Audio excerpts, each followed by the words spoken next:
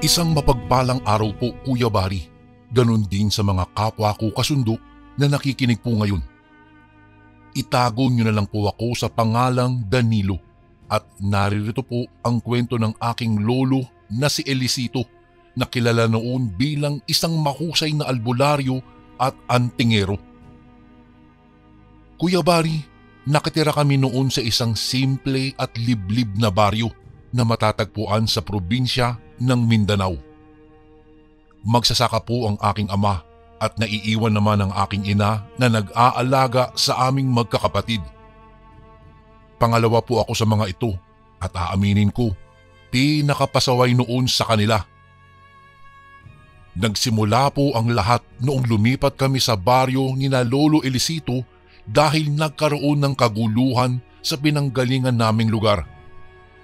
Noong una po, nag-aalangan pa ang aking ina sa hindi maipaliwanag na dahilan, pero dahil sa pangako ng aking ama na magiging maayos kami, pumayag naman ito kalaunan.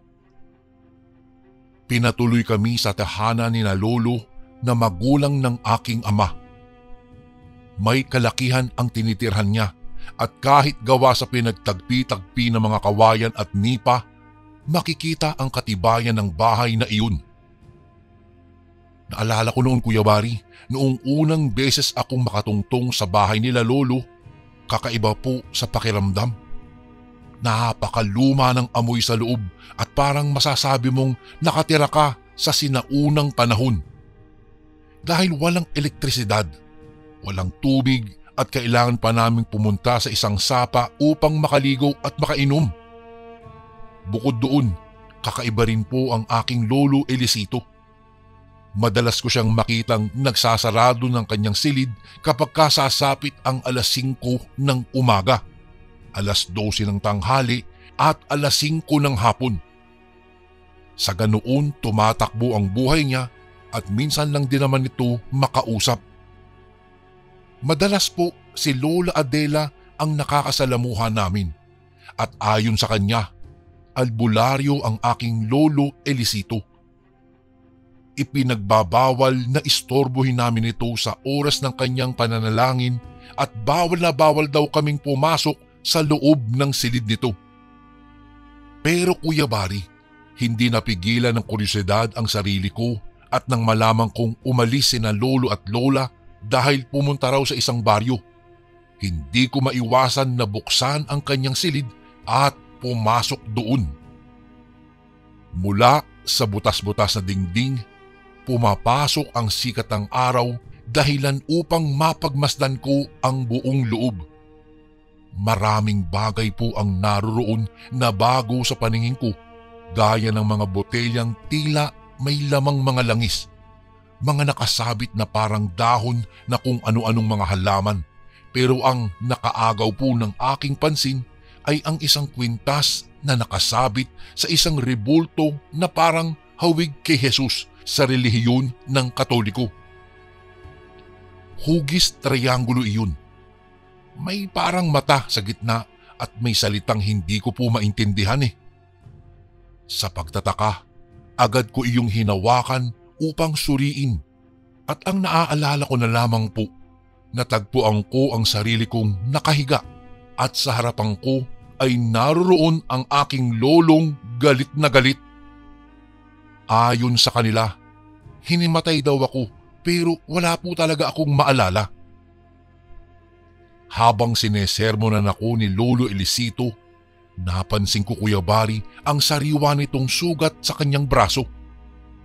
May mga hiwa na tila para bang kalmot ng kung anong mabangis na hayop. Nang mapansin niyang nakatingin ako roon at hindi nakikinig sa kanya, agad niya iyong tinakpan at pumasok sa silid nito. Naiwan naman akong nagtataka at nakita ko pa nga si Lola na pailing-iling sa akin. Agad ko naman siyang tinanong noon kung ano ang nangyari kay Lolo. Ang sagot lang niya, may nakasalubong daw silang malaking aso habang pauwi ng aming baryo. Pero hindi naman po agad akong naniwala noon dahil base sa pagkakarinig ko, may pag-aalinlangan sa boses kasi ni Lola. Kinagabihan, Nakita ko na lamang sina lolo at lola na naglalagay ng parang asin sa buong paligid ng aming bahay. Kuya Bari, may mga sinasabit din silang dahon-dahon at halos maubo na nga ako nang magpausok ng kung anong bagay si lolo sa isang palayok. Agad akong lumapit at nagtanong kung anong mayroon doon. Pero agad din akong hinatak ng aking ama sa hindi maipaliwanag na dahilan. Ang naaalala ko na lang na sabi niya, naghahanda daw kami dahil may hindi magandang mangyayari at darating.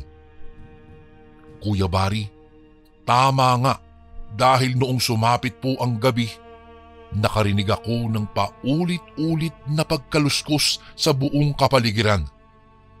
Sa tingin ko po ay mga alauna na po iyon ng umaga at dahil tahimik ang paligid, naririnig ko rin ang mga yapak na galing kung kanino. Napatayo ako at napatingin sa kinahihigaan.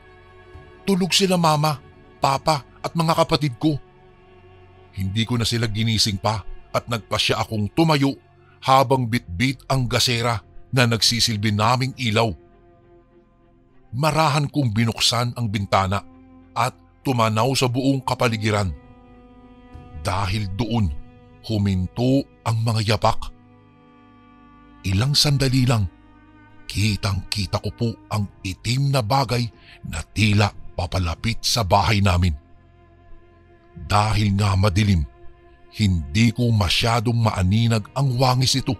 Pero ng ilang metro, Kuya Bari, kitang-kita ko ang pulang-pulang mga mata nito. Biglang nanayo ang mga balahibo at nangilabot nang ngumiti iyon at tumalon sa harapan ko. Sa takot ko, hindi po agad ako nakatakbo at nakaiwas. Hinatak ako nito at ang nagawa ko na lamang ay mapasigaw. Nahulog ang gasera malapit sa bahay namin dahilan upang lumikha iyon ng may kalakihang apoy. Ako naman po noon halos hindi makahinga nang sakalin ako ng nilalang na iyon. Ramdam na ramdam ko ang pagbaon ng mga kuko nito sa aking liig at nang pagmasdan ko ang mukha nito, halos mandilim ang paningin ko dahil sa kilabot at takot. Ngumanga ito at lumabas doon ang matutulis na mga ngipin. Tumulo pa nga ang malalagkit na laway at nakita kong nagtayuan sa mukha nito ang mahahabang balahibo. Sinubukan ko siyang sipain noong Kuya Bari o tadyakan pero nawalan ako ng lakas. Sinubukan ko sumigaw at sa wakas narinig ako ni na Papa. Ang natatandaan ko na lamang, binitawan ako noon ng nilalang na ito at si Lolo Elisito hinabol iyon. Nanlaki ang mga mata ko dahil nang tumalon po ang nilalang, tila naging isa itong aso. Doon, naalala ko ang kalmot sa braso ni Lolo at nang kamustahin ako ni Lola. Nawalan po ako ng ulirat dahil sa takot, kilabot at pagtataka sa mga nangyari. Kinabukasan, natagpuan ko na lamang ang sarili kong nakahiga sa isang papag. Sa silid ito ni Lolo. Bumangon ako at naglaglagan pa nga ang mga dahon na nakatapal pala sa akin. Tinawag ko si na Papa at nakita kong pumasok sa pintuan si Lolo Elisito. Sa unang pagkakataon, Kuya Bari, kinamusta ako nito. Kitang-kita ko sa mukha niya ang kanyang pag-aalala. Sumagot ako ng ayos lang po ako, Lo. At tinanong naman siya kung ano ba ang nangyari at ano ang bagay na nakita ko na umatake sa akin. Iho! Aswang! Mabilis na tugon ni Lolo. Napakunot ang noo ko sa gulat at pagtataka. Lolo? Ano po aswang? Aswang po? Totoo po ba sila? Nauutal pang tanong ko. Oo, at pumunta sila rito upang gumanti. Mula sa sala, Kuya Bari, naupo ang lahat upang ipaliwanag ni Lolo Elisito ang nangyayari. Ayon sa kanya, Napatay daw niya ang isa sa mga pinuno ng isang angkan ng mga aswang nitong nakaraang araw lang nang imbitahan siya upang manggamot. Hindi raw nito intensyon na gawin iyon, pero dahil sa hindi pagkakaunawaan, nagkaroon ng patayan sa pagitan ng mga aswang at grupo nila bilang mga albularyo. Mabuti na lang daw at nakalaban siya kahit nakalimutang dalhin ang isang bagay na nagbibigay kakayahan at proteksyon sa kanya. Doon naalala ko ang kwintas na may mata sa gitna. Dagdag pa nito, Kuya Bari, babalik at babalik ang mga ito, kaya wala raw lalabas sa amin ng hapon at gabi. Hindi pa man nagsisink in sa aking noon ang mga sinasabi niya, agad ko siyang tinanong kung bakit nadamay kami sa gulong pinasok niya. Ganoon daw talaga. Angkan sa angkan. Pamilya sa pamilya ang labanan. Lalo ko siya noong hindi naintindihan at nang maramdaman kong humapdi ang sugat sa leeg ko, nagpa siya akong magpahinga at maiwan ng mag-isa. Kinagabihan, dumating ang araw na kinatatakutan ko. Mag-aalas 2 ng madaling araw. Naalipungatan ako dahil sa pakiramdam ko po ay may mga matang nakatingin sa akin. Napabangon ako sa gaya ng unang gabi. Tulog na sina mama at papa pati mga kapatid ko. Nagpa siya akong tumayo upang buksan ang bintana, pero napatigil din nang marinig ko ang mahinang sit-sit ni Lolo Elisito sa akin. Nang lingunin ko ay naroon siya sa pintuan at nakatayo. Sinenyasan akong lumabas at sundan siya sa aming sala. Pagdating doon, Kuya Bari, nakita ko rin si Lola na nakaupo at nagkakape na. Inalok nila ako at nagpa siya akong maupo. Doon, isinalaysay nila sa akin ang pagkatao ni Lolo Elisito. Napag-alaman ko na manggagamot ito, albularyo, antingero at lumalaban sa kahit anong uri ng kasamaan gaya ng mga aswang, mga lamang lupa at marami pa daw iba. Napatingin ako sa suot nitong kwintas at tinanong ko kung ano ang bagay na iyon. Ayon sa kanya, iyon ay mataas na uri ng agimat na ipinamana pa sa kanya ng kanyang lolo. Maraming taon na daw ang nakaraan. Wala raw nakakaalam kung saan ito nagmula o kung sino ang humulma o gumawa noon. Lolo, ano naman po ang magagawa ng bagay na yan para sa iyo? Naalala ko pang tanong sa kanya. Bago siya makasagot, sunod-sunod na pagkatok ang narinig namin sa pintuan. Nagkatinginan kaming tatlo. Maya-maya, sinenyasan kami ni Lolo na wag gagawa ng kahit anumang ingay. Ilang segundo, biglang nahinto ang pagkatok at kapalit po nun, mga yapak sa bubong ng tahanang iyon na gawa lamang sa nipa. Nang tumingala po ako, kitang-kita ko, Kuya Bari, ang halos paglubog ng mga bakas sa aming bubungan. Napalapit at napayakap ako kay Lola dahil sa takot. Ilang saglit lang, nagpa siya akong bumalik sa aming silid upang sana'y gisingin sina mama, pero wala na roon ang dalawa kong kapatid. Sa takot, napasigaw ako ng tulong na siya namang pagkagising na rin ni na mama at papa. Pagtingin ko sa bintana, nakabukas na iyon. Nanginginig at napaiyak na ako. Nanayo ang mga balahibo ko at labis ang tibok ng puso ko dahil sa tindi ng takot. Agad na may kinuha si Lolo Elisito sa kanyang silid. Pagbalik niya, bit-bit na nito ang may kahabaang punyal. Nang mapagmasdan ko, nakita kong may dalawa iyong talim o magkabilaan.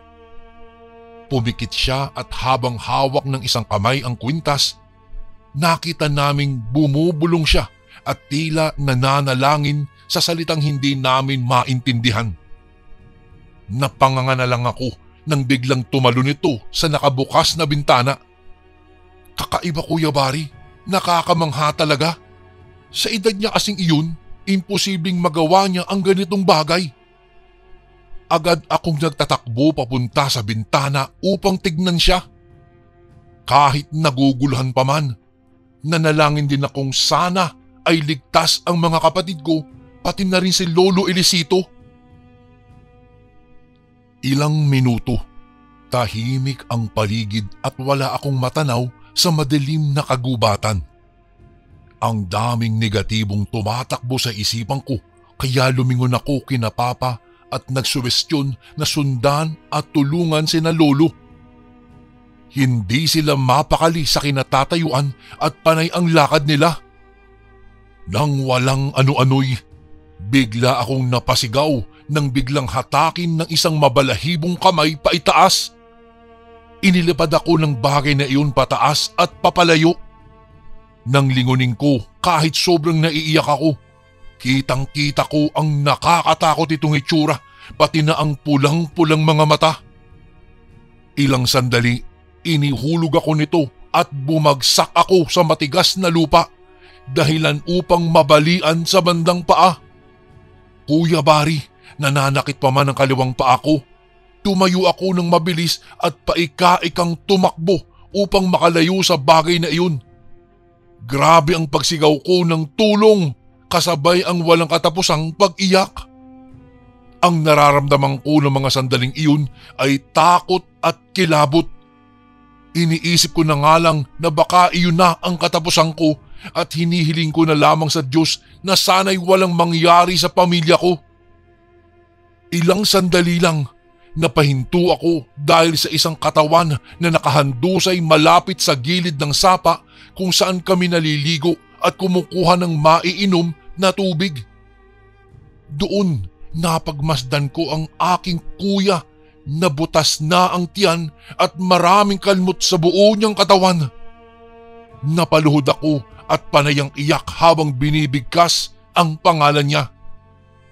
Kitang-kita ko rin ang pagdaloy ng dugo niya sa sapang iyon na nagbibigay ng kulay pula. Halos himatayin na ako, ngunit pinilit ko pa ring maging malakas dahil nang makarinig ng mga kaluskos, agad akong nagtatakbo palayo sa bangkay ng aking kuya. Napapalingon ako at nananalangin na sana'y makita ko si Lolo at ang bunsong kapatid ko na ligtas sila at humihinga pa.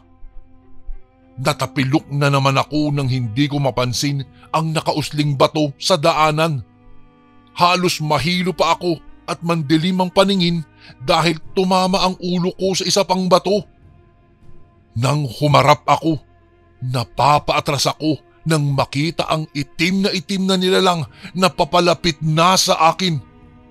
Isa sa mga aswang na sinasabi ni Lolo Elisito. Nang ilang metro, doon ko mas natanaw ang wangis nito. Nagmamakaawa na ako noon na wag niyang sasaktan at papatayin dahil marami pa po akong pangarap sa buhay. Nang makalapit ito, agad niyang iwinasiwas ang kanang kamay na may matutulis na kuko na dahilan upang magkaroon ako ng malalalim na kalmot sa buong muka. Napasigaw na lang ako at napaiyak sa sakit at takot. Pinilit kong bumangon at magtatakbo pero agad niya akong hinila sa pamamagitan ng pagsabunot sa buhok ko.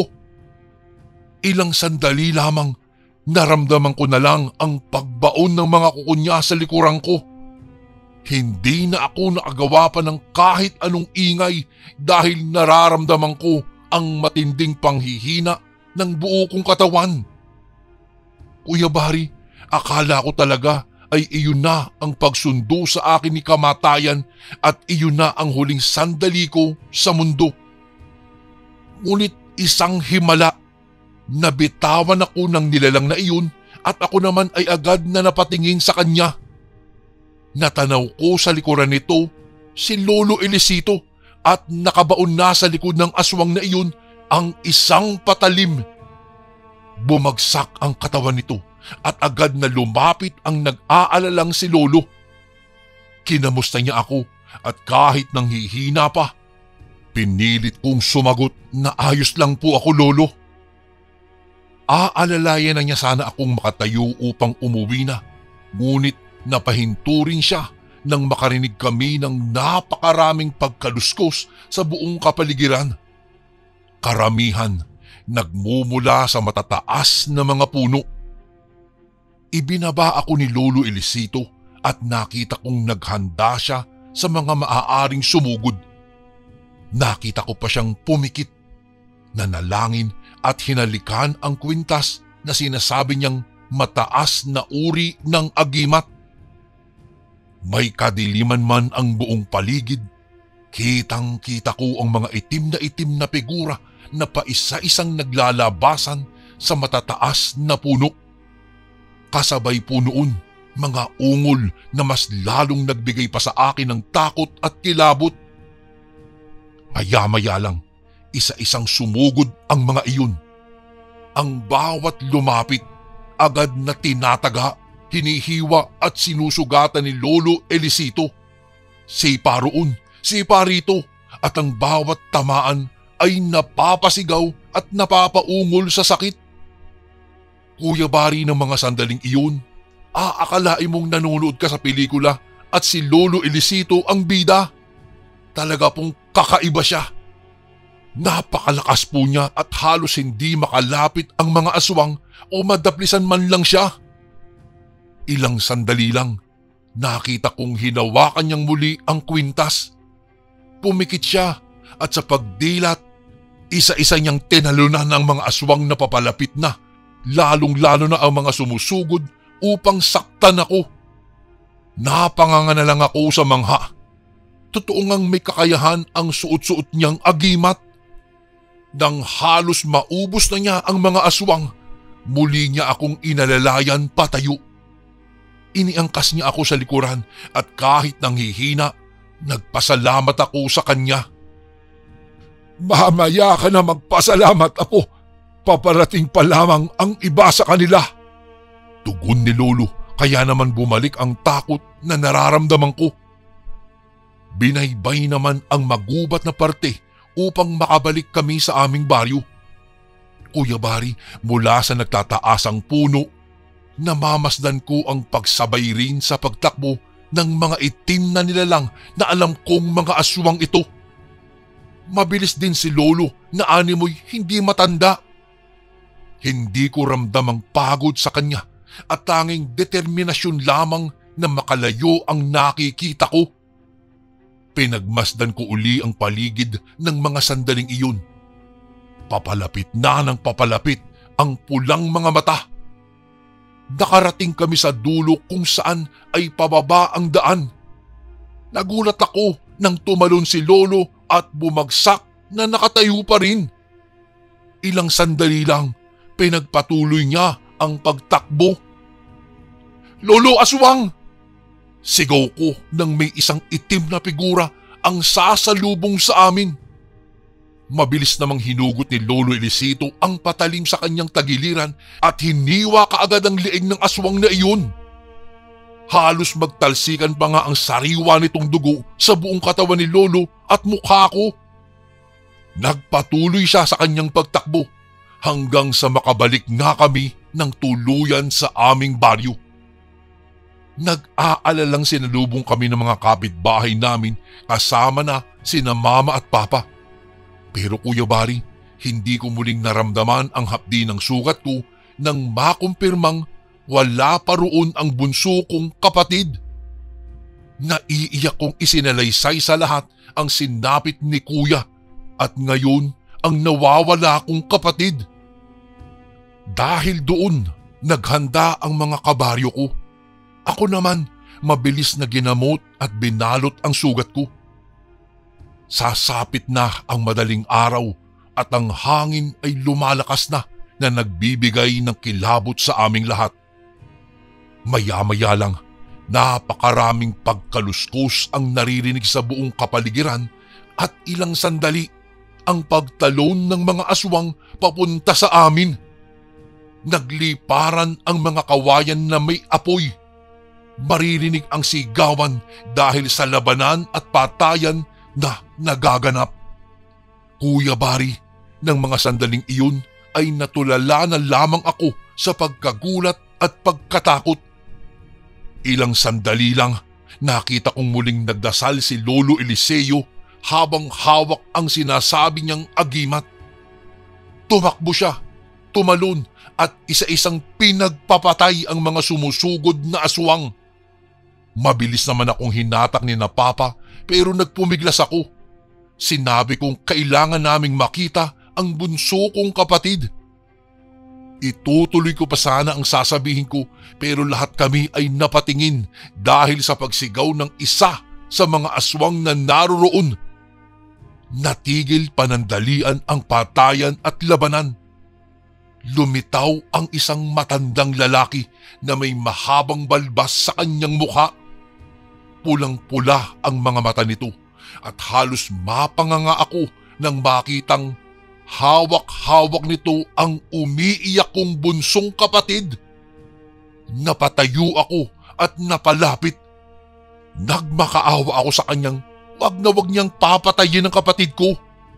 Humalakhak lang ito dahilan upang mas lalo akong kabahan at mangilabot. Ilang saglit lang, nakipag-usap ito kay Lolo na ibabalik ang apo kapalit ang agimat na hawak-hawak niya.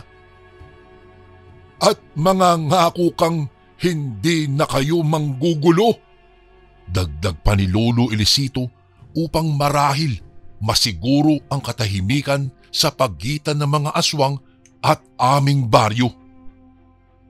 Elisito, iyan ang bagay na hinding-hindi mangyayari dahil sa ginawa mo sa aking ama. Turan ng matandang aswang at hiniwa nito ang liig ng kapatid ko. Napasigaw at napaluhod ako sa pagkagulat. Nanginig ang buong katawan ko dahil sa aking nasaksihan. Dahil doon, muling sumiklab ang patayan. Mabilis na sinugod ni Lolo ang matanda at pinagsasaksak ng hawak niyang patalim. Maririnig pa roon ang malalakas na pagsigaw at pag-ungol. Ako naman po, kasama ng aking ama at ina, pagapang na lumapit sa walang buhay kong kapatid. Umaagos man ang sariwang dugo sa liig nito, mahigpit ko siyang niyakap, Kuya Bari. Nang mga sandaling iyon, ang takot ay napalitan ng galit. Kaya naman ilang sandali lang, tumayo ako at pinulot ang may kalakihang bato. Habang galit na pinagsasasaksak ni Lolo ang matandang aswang, lumapit po ako at malakas iyong hinampas sa kanyang ulo. Nang matumba ito sa lupa at mawala ng malay, sunod-sunod ko iyong pinaghahampas pa ng hawak kong bato. Ang tanging nasa isip ko na lamang ng mga sandaling iyon, mapatay ang matandang iyon. Ilang sandali, halos mawasak ang bungo nito at maglabasa na ang utak at sariwang dugo. Naramdaman ko na lamang ang paghatak ni Lolo Elisito sa akin dahil walang humpay ko iyong pinaghahampas pa rin. Kasabay ng sunod-sunod na pagsigaw ay ang walang katapusang pagdaloy ng luha sa mga mata ko. Patay na ang panganay kong kapatid at sumunod naman ay ang bunso. Tumanaw ako sa paligid at nakita ko ang takot sa mukha ng mga aswang. Nang makita nilang patay na ang matanda, paisa-isa silang umatras na animoy nasira na ang kanilang grupo o angkan. Kuya Bari, dahil doon, biglang natapos ang madugong patayan. Ngunit marami ang nasawi sa aming mga kababaryo at marami rin ang naubos mula sa grupo ng mga aswang. Ang gabing iyon, mananatiling madilim na kasaysayan sa aming lahat at magpasalin-salin pa sa mga susunod pang henerasyon. Lumipas ang mga araw, nailibing na ang mga yumao, kabilang na ang mga kapatid ko. Matapos nun, nang magbalik kami sa bahay ay nagulat po ako nang isuot ni lolo sa akin ang kwintas na sinasabi niyang mataas na uri ng agimat. Ang naaalala ko na lang, panay ang hingi niya ng patawad sa mga nangyari. Hindi daw niya lubos maisip na hahantong sa ganito ang lahat. Kuya Bari, hindi ko siya naiintindihan nung una, pero base sa boses niya, punong-puno iyon ng pagsisisi. Sa mga sumunod na araw, nabigla kami dahil wala na si lolo sa bahay na iyon. Umalis siya at magpahanggang ngayon po, hindi na siya bumalik o walang nakakaalam kung nasaan na nga ba siya. Binala ko rin noon na ituloy ang layunin at ginagawa ng aking lolo Elisito bilang isang albularyo at antingero, pero ilang buwan lamang ang nakaraan. Napansin ko na lamang ang bawat bagay pala ay may kapalit. Noong nasa akin pa ang kwintas, pansin ko na lapitin kami ng malas at masasamang elemento. Madalas may hindi magandang nangyayari, kaya naman nagpasya akong sunugin na lamang ang naturang agimat. Bigo ako nung una dahil nang mawala ang apoy, buo pa rin ang kwintas. Wala akong magawa kung hindi ilibing na lang iyon sa isang bundok na ako lamang ang nakakaalam. Hanggang sa nagkaedad na po ako at nagkaanak. Marami ang nagtatanong sa akin dahil sa madilim na kasaysayan. Hanggang ngayon po, marami ang naghahanap sa mataas na uri ng agimat na naging dahilan ng madugong patayan noon. At hanggang ngayon, pinipili kong tumahimik na lamang para sa kapayapaan ng lahat. Kuya Bari, dito ko na po tatapusin ang aking kwento. Sana po ay mabasa niyo rin po ito sa inyong channel. Maraming salamat muli and more power po sa inyong channel. Lubos na gumagalang, Danilo. Ito naman po ang ating pangalawang kwento. Sa mundo, mayroong mga bagay na nangyayari na hindi natin minsan pinaniniwalaan. Para sa atin ay isa lamang itong bunga ng imahinasyon. Sa madaling sabi ay isa lamang itong kwento na panakot ng mga nakakatanda para sa mga kabataan. At ngayong henerasyon ay tila nabura na sa alaala ng mga kabataan ang patungkol sa ganitong mga kwento at hindi na nila ito pinaniniwalaan. Kuya Bari, tawagin niyo na lang po ako sa pangalang Albert. At sa kwentong ito ay aking itatago sa hindi nila tunay na katauhan ang mga taong mababanggit ko po sa istoryang ito. Maging ang eksaktong lugar ay aking itatago. Dahil ang iba po sa kanila ay nabubuhay pa sa kasalukuyan. Ang iba naman po ay yumao na. At ito po ay tanda rin ng aking pagrespeto sa kanila, tao man o lugar. Taong dekada 30 hanggang 90 ay bantog ang patungkol sa mga aswang at hindi lingid sa atin na ang pinakasikat ay si Teniente Gimo. Ngunit ang istoryang ito ay hindi patungkol sa kanila. Tungkol ito sa aking tiyuhin na papangalanan ko po ng pangalang Robert. Isang sikat na basketballista itong si Tiyo sa aming lugar noon. Kami po ay tubong Mindanao, ngunit orihinal na taga Visayas sa Iloilo. Ang aking tiyo ay napakagandang lalaki po at may taas na 6 na talampakan. At mas lalo itong gumagandang lalaki dahil na rin sa may lahi silang Espanyol. Kuya Bari, ang aking lolo na kanilang ama ay isang purong Espanyol. At ang aking lola naman ay isang Pilipinang tubong Iloilo. Kaya naman sa kanilang magkakapatid, ang tiyo naming ito ang isa sa may malakas na karisma sa kababaihan. gawa ng siya ay isang manlalaro ng basketball. Ngunit mahiyain din pagdating sa babae. Dumating ang araw na umibig ang aking tiyo sa isang dalaga na nakatira sa ibang bayan.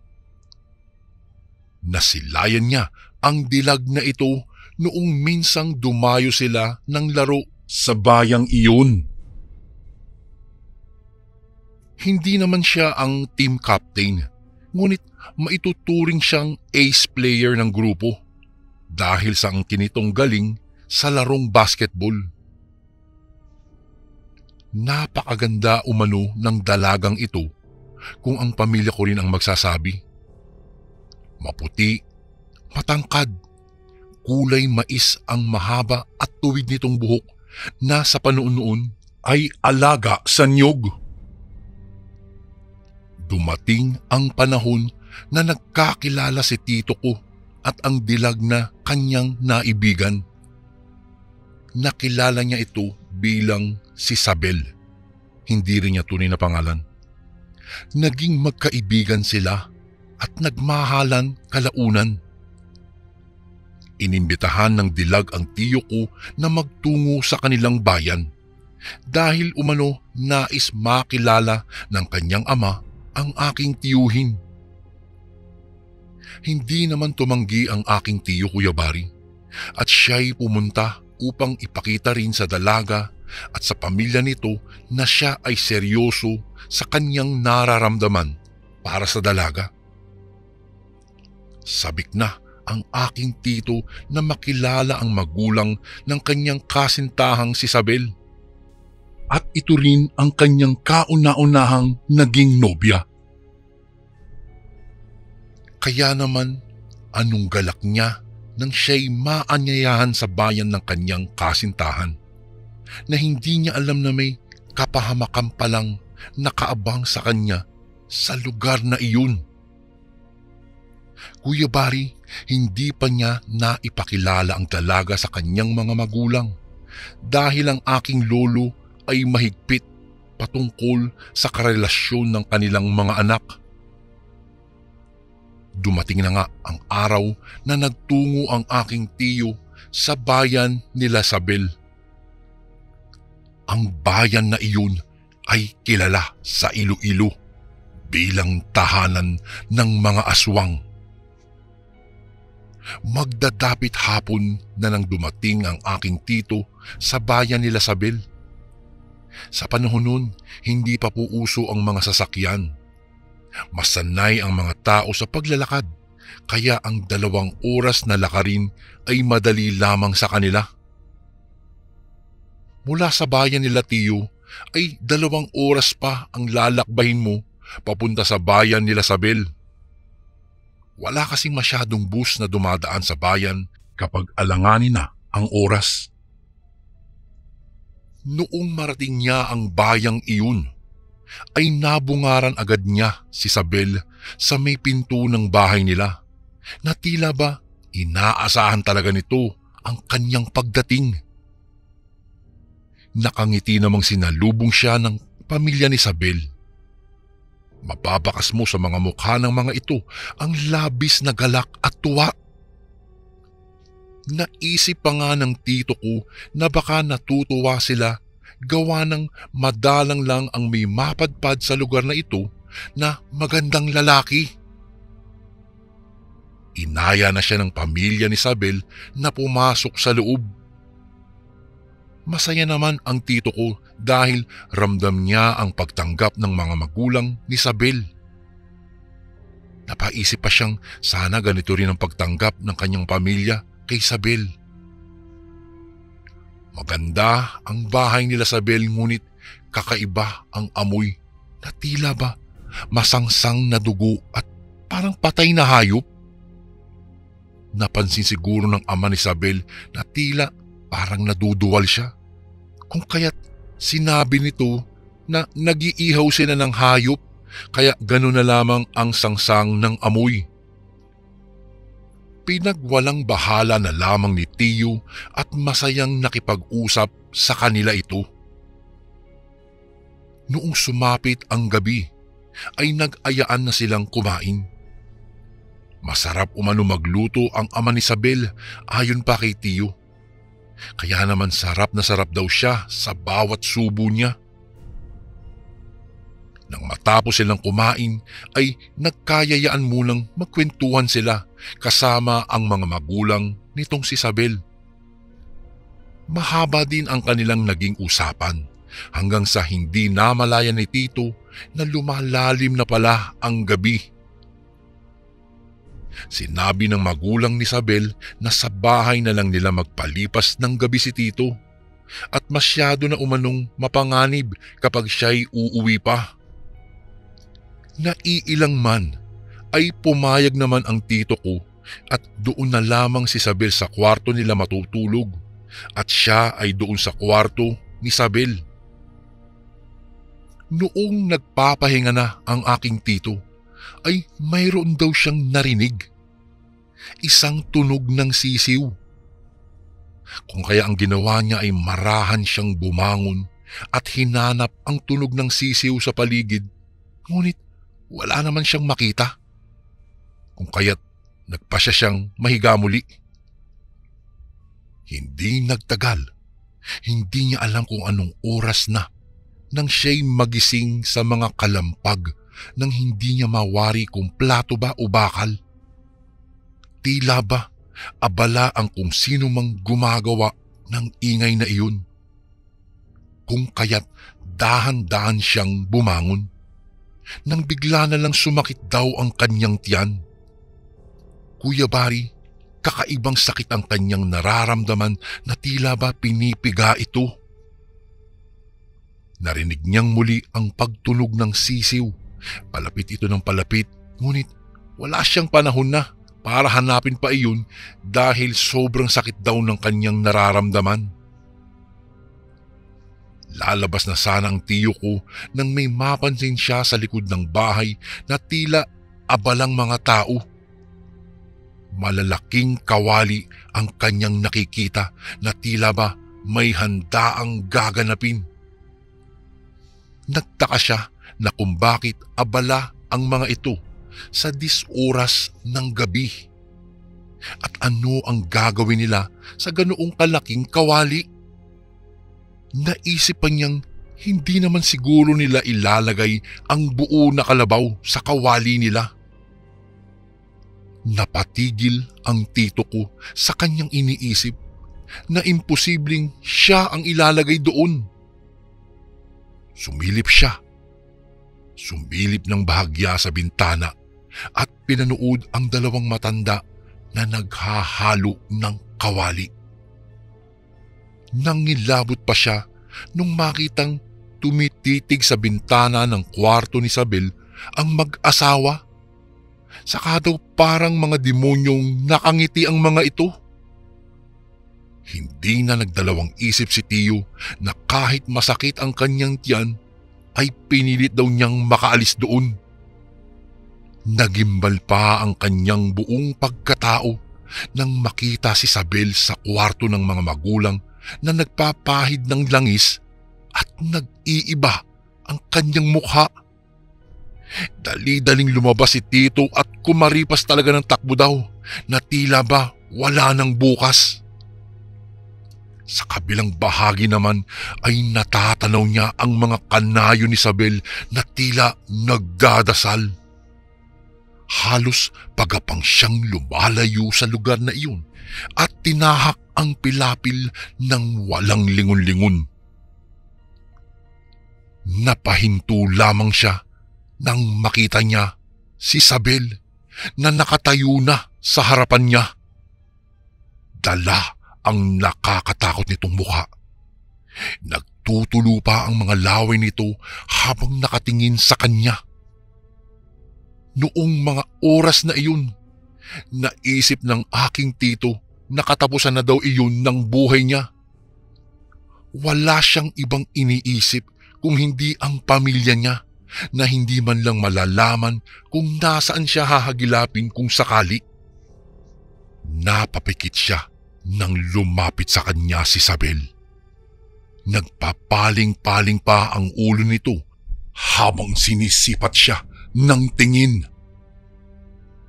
Napagtanto at naluluha na lang ang tito ko noong malaman niyang kuta pala ng mga aswang ang kanyang napuntahan. Nagulat ang tito ko, Kuya Bari, nang maramdamang tila may pinapahid sa kanya si Isabel. Muntika na daw siyang masuka nang pinapahid nito ang laway niya sa katawan ng tito ko. Mas lalong natakot ang tito ko nung mga panahong iyon. Ngunit hindi pala ganoon ang sitwasyon. Ayon kay Isabel, niyanggaw daw ng mga magulang niya ang tito ko. Tinaniman ng sisiw ang kanyang tiyan, kung kaya't sinabi ni Isabel sa kanya na agad na magtungo kay Tata Dodong, ang sikat na albularyo noon sa Iloilo, at ipagamot ang yanggaw niya. At ang laway niya ay ang paraan para hindi siya maamoy ng kauri ni Isabel. Sinabi ni Isabel na magtungo siya sa kalsada at may daraang bus pabalik sa Alimodian. Hindi alam ng tito ko kung ano ang kanyang gagawin. Ngunit kung maripas ng takbo ang tiyuhin ko dahil naririnig na niya ang alulong ng mga aswang, dahil nalaman na siya'y nawawala. Saglit na lumingon ang tiyuhin ko kay Isabel, hudyat ng kanyang pamamaalam. Nakaalis ang tito ko. Dala ang pangakong hindi niya ipapahamak ang lahi ni Isabel. At ayun nga, Kuya Bari, nagpagamot ang aking tito at siya naman ay napagaling ng albularyo. Taong dekada 80 ay nagpasya na ang aming pamilyang manirahan na sa Mindanao. Lahat kami ay umalis na sa lugar na iyon. Dito na rin sa Mindanao pinanganak ang iba ko pang mga pinsan. Ang tito ko naman, Kuya Bari, simula po nung siya'y mapunta sa kuta ng mga aswang, ay hindi na siya nakapag-asawa pa o nagkaroon ng sariling pamilya dahil sa takot na maulit ang kanyang naranasan. Hanggang siya po ay pumanaw noong taong 2000. Isang kwento ng pag-ibig na nauwi sa isang pagkakamali. Dalawang mundo na kailanman ay hindi pwedeng maging isa. Isang pangyayari na naikwento ng aking tito na minsan siyang muntik nang mabiktima sa kuta ng mga aswang. Hanggang dito na lang po ang aking kwento, Kuya Bari. Maraming salamat po and God bless po sa Ang Sundo Horror Stories. Lubos na gumagalang, Albert. At ito naman po ang ating pangatlong kwento. Magandang araw mga kasundo, lalong-lalo na sa iyo, Kuya Bari. Itago mo na lang po ako sa pangalang Buntoy. Ang kwentong ito ay nangyari taong 1970. Simple lamang ang pamumuhay namin sa aming baryo. Payapa, tahimik at walang kaguluhan. Nagkakaisa rin ng mga tao. Ngunit sa isang iglap, nagbago ang lahat nang dumating ang isang di kilalang dayo.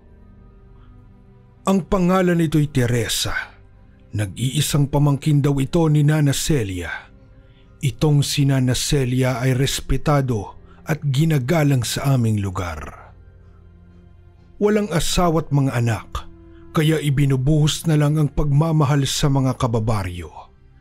Napakabuting tao, wala kang masasabi.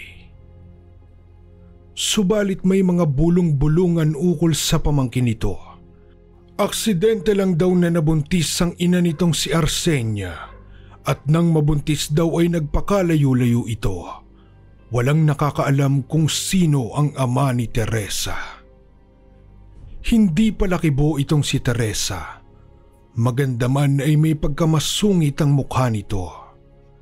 Siguro dahil sa makakapal nitong mga kilay at lubog na mga matang tila may lahing Indiana. Kulot din ang mahaba nitong buhok. May mga sumubok na manligaw dito, Kuya Bari. Ngunit lahat sila ay hindi pumapasa sa dalaga. Sa tuwing may nagtatangkang mangharana, sinasaraduhan ito ng bintana. May isang beses pa nga na sinabihan ito ang isang binatang manliligaw na wala siyang interes sa mga lalaki. Umuwi na lang daw ito at huwag nang umasa. Buhat noon ay iniwasan na si Teresa ng mga lalaki hanggang sa makilala niya ang makisig kong kababata na itago na lang natin sa pangalang Naldo. Tanging kay Naldo lang na humaling si Teresa.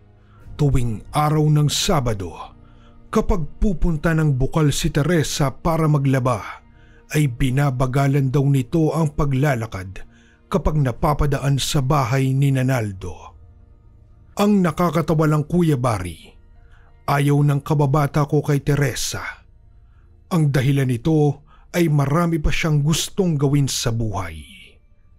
Isa pa, matanda na ang mga lolo't lola ni Naldo na nagpalaki rito. Kaya aniyay gusto niya munang tutukan ng mga ito at alagaan hanggang sa huling oras nila sa mundo. Isang gabi na umiinom kami ng bahal o coconut wine ni Naldo sa aming munting tahanan. Nakapwesto kami sa ilalim ng punong mangga sa aming bakuran. Wala pang isang oras kaming nagkakasarapan sa pag-inom at kwentuhan. Biglang dumating si Teresa na may bitbit na maliit na kaldero. Inilapag ang daladala sa lamesa at nagsabing adobong manok daw ang laman ito. Pulutanin daw namin. Nagkatinginan kami ng kababata ko at hindi nakapagsalita dahil sa gulat. Mabilis na tumalikod si Teresa na parabang teenager na nahihiya sa taong gusto. Pero bago pa ito makalabas ng bakuran ay nagpasalamat si Naldo. Lumingon ang babae at isang matamis na ngiti ang iginanti nito kay Naldo. Napailing na lang kaming dalawa at nagpatuloy sa pagkukwentuhan at pag-inom. Dahil hindi ako mahilig mamulutan habang umiinom, hindi ko tinikman ang adobong manok ni Teresa. Tanging si Naldo lang ang kumain noon at kumukurot-kurot tuwing matatapos tumagay. Makalipas ang ilang oras, naubos din namin ang aming iniinom. Ubos din ang adobong manok na ibinigay ni Teresa. Biniro ko pa si Naldo na mukhang nasarapan yata siya sa luto ng tagahanga niya. Ngumiti lang ito at sinabing, sayang naman kasi kung hindi kakainin. Kinaumagahan, habang nagkakape ako sa bakuran at nagpapakain ng mga manok, natanaw ko si Naldo na dumaan sa tapat namin. Nang tawagin ko ito ay nginitian lang ako ng tipid. Nakakapagtaka kasi bagong ligo ito at nakabihis ng maayos. Hindi naman na ako nagtanong pa dahil mukhang importante ang lakad ng aking kaibigan. Pagdating ng hapon, nakarating sa akin ang balitang may nakakita raw na sinundo ni Naldo si Teresa sa kanilang bahay at magkasamang umalis. Nalukot ang noo ko sa narinig, Kuya Bari, kasi isa lang naman ang ibig sabihin noon. May pagkakaunawaan na ang dalawa. Akala ko pa naman ayaw ni Naldo kay Teresa.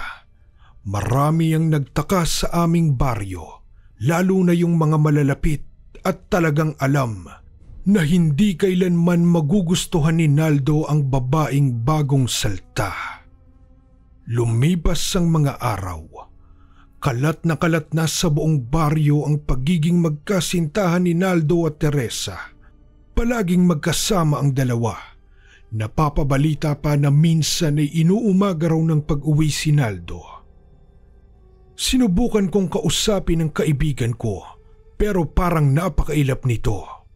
Kapag napapadaan naman siya sa amin, ay pabiro ko pang niyayaya na uminom ng alak, ngunit palagi na itong tumatanggi at bihira na rin akong batiin. Parang may nagbago kay Naldo. Parang nag-iba ang kababata ko na masayahin at palaging nagbibiro. May saya sa mga mata niya, pero hindi na ito katulad ng dati. Isang araw, nakasalubong ko sa daan ng lolo't lola ni Naldo.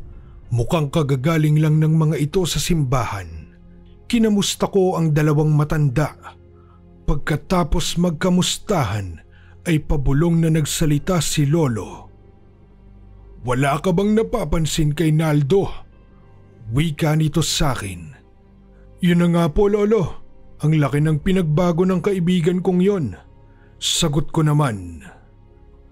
"Hindi kaya may ginagawang milagro yung si Teresa sa kanya?" Pabiro nitong pagkakasabi, kaya napaisip din ako, Kuya Barry. Kinahapunan, inabangan ko ang kababata ko. Nang matanaw ko ito ay kaagad kong hinarang. "Pre, di na tayo nagiinom ah. Tara mamaya, may ilang bote pa ng bahal sa silong namin." Masaya kong bungad kay Naldo. "Di ako pwede. Ayaw ni Teresa na bumabarkada ako." Sagot naman ito na tila ba walang kaimo-emosyon. "Nako, hindi kaya nagayuma ka ng babaeng yon? Aba, ang laki na ng pinagbago mo simula nang maging kasindahan mo si Teresa. Napapansin na rin ng lolo't lola mo ang mga pagbabago sa iyo." Magsasalita pa sana ako, pero tinitigan ako ng malalim ni Naldo. "Tigil-tigilan mo si Teresa ah. Tumabi ka dyan, nagmamadali ako." Galit nitong wika sa akin. Pagkatapos ay hinawi ako, Kuya Barry. Walang lingon itong nagpatuloy sa paglalakad. Wala akong nagawa ng mga oras na yun, kundi ang mapailing at mapakamot ng ulo habang tinitingnan ng kababata ko. Nang araw na yon, nagpunta ako sa isang kaibigan na nagpatulong magkumpuni ng nasira nilang bubungan. Ginabi na ako sa pag-uwi dahil nag-inuman pa kami. Napadaan ako sa mapuno at masukal na bahagi ng lugar namin nang papauwi na ako. Habang naglalakad, may napansin akong isang anino na nagmamadaling pumasok sa kakahuyan. Sinundan ko yung anino. Ang nasa isip ko noon ay baka may ginagawang hindi maganda ang taong yon. Maingat akong humakbang papasok sa kakahuyan at pilit kong inaaninag kung saan naroon yung taong nakita ko. Nagpalinga-linga ako sa paligid pero wala akong nakita.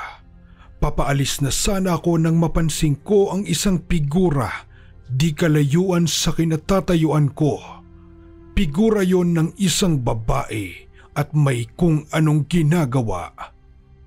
Hinihimas nito ang buong katawan niya at maya-maya pa nawala yung figura. At nakarinig ako ng pag-angil ng hayop na para bang galit na galit ito. Dahil sa takot ay nagtatakbo ako at naiwan ko ang tsinelas ko sa lugar. Pag-uwi ko sa bahay ay hingal na hingal ako at nawala din ng tama ng alak sa akin.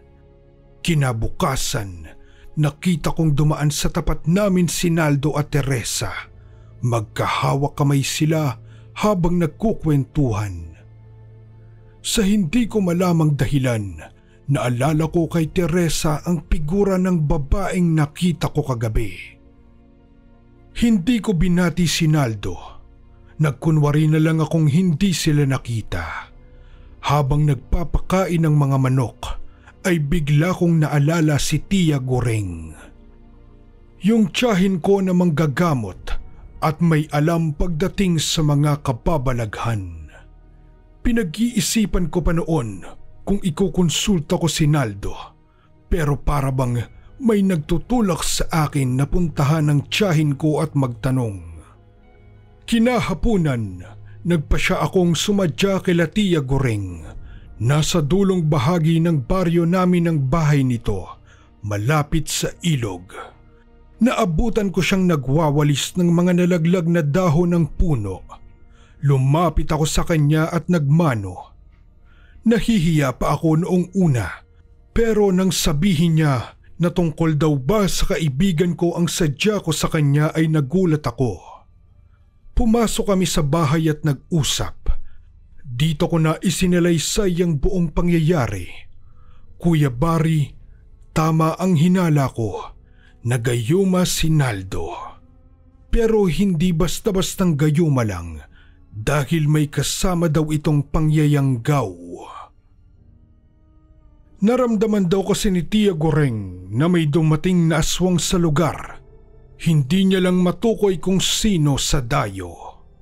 Nagulat ako dahil si Teresa lang naman ng bagong dating sa lugar namin. Nag-isip kami ng plano ni Tia Goreng. Alam kong walang maniniwala sa amin kung sasabihin namin ito sa aming mga kalugar. Doon na ako nagpalipas ng gabi para isagawa ang plano namin.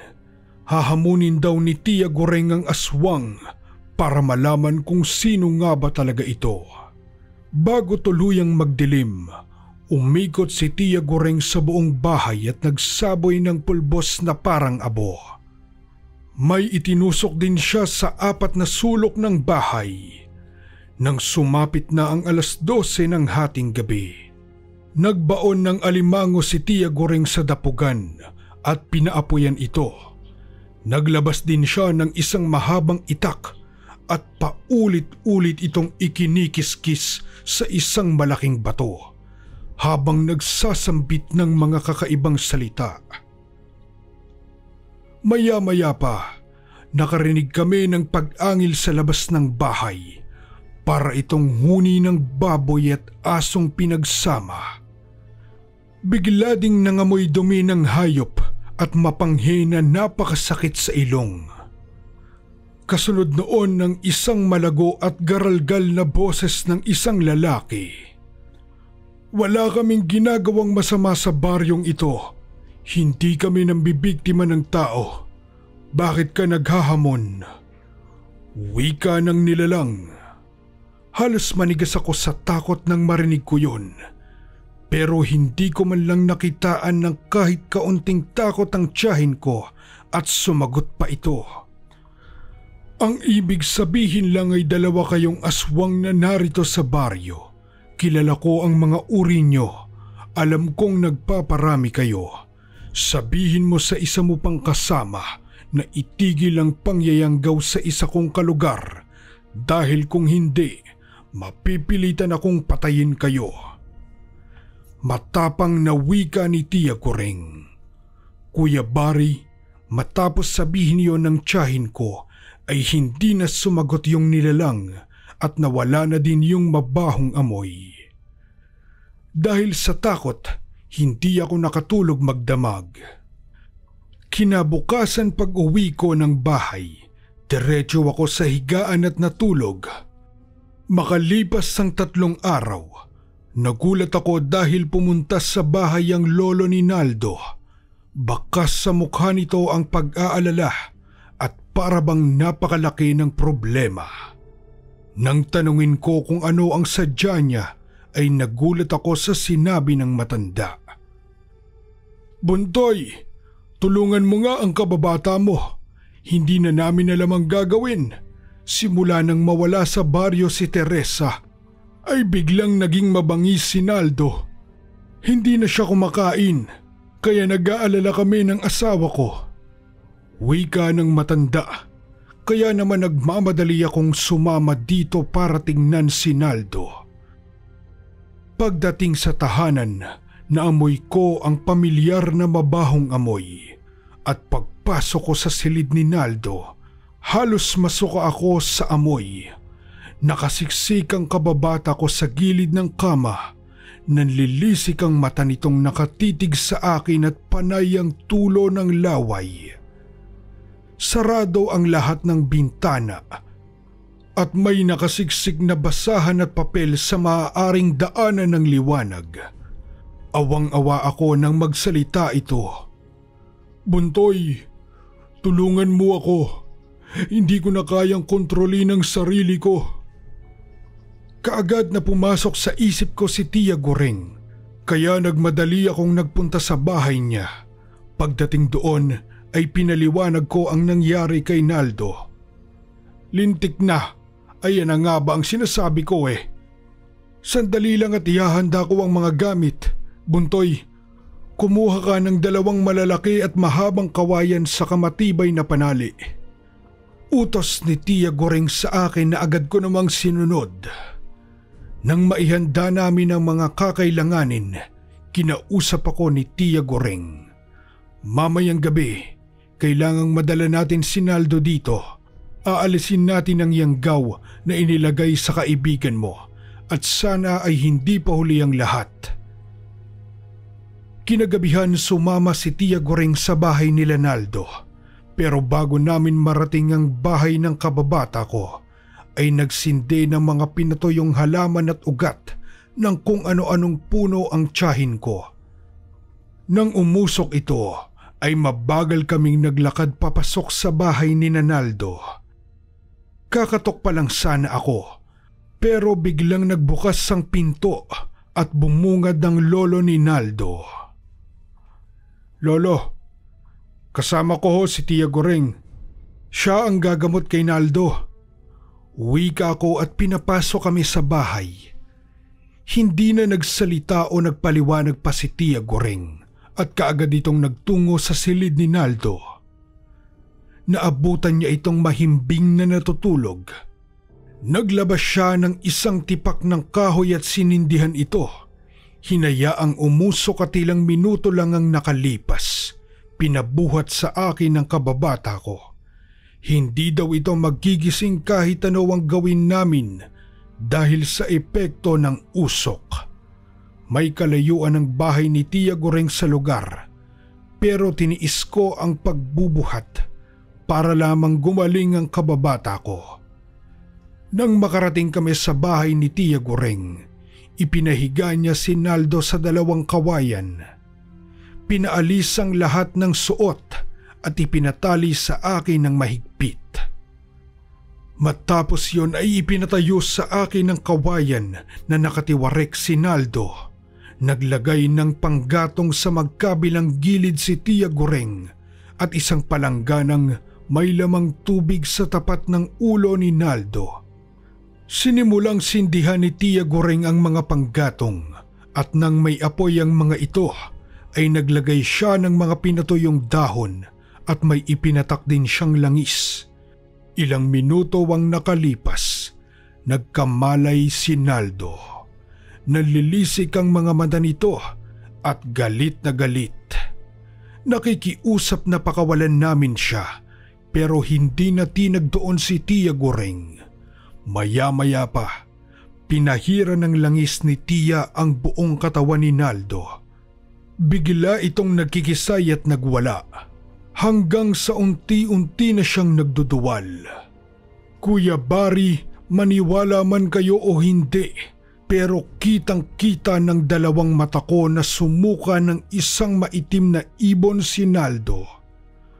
Nalaglag iyon sa palangganang may tubig. Kaagad na namatay ang ibon kasabay ng pagkawala ng malay ni Naldo. Dali-dali namang pinatakan ng langis ni Tia Goreng ang palanggana. Inutusan din akong buhusan na ng tubig ang mga apoy at kalagan na ang kababata ko. Nang magkamalay si Naldo, wala siyang matandaan sa mga nangyari. Hindi din niya maalala ang pakikisama niya kay Teresa. Kuya Bari, naglahong parang bula si Teresa sa lugar namin at hindi na rin masyadong nakikihalubilo sa tao si Nana Celia.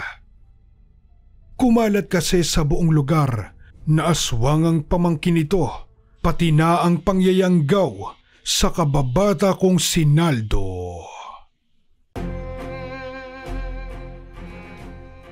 And again, maraming salamat po mga kasundo. Don't forget to subscribe And i-click nyo lang po yung bell na button para updated po kayo sa mga upcoming videos namin na paparating. Maraming salamat po ulit. God bless and ingat po lagi dyan. Ito po si Kuya Bari at ako ang Sundo.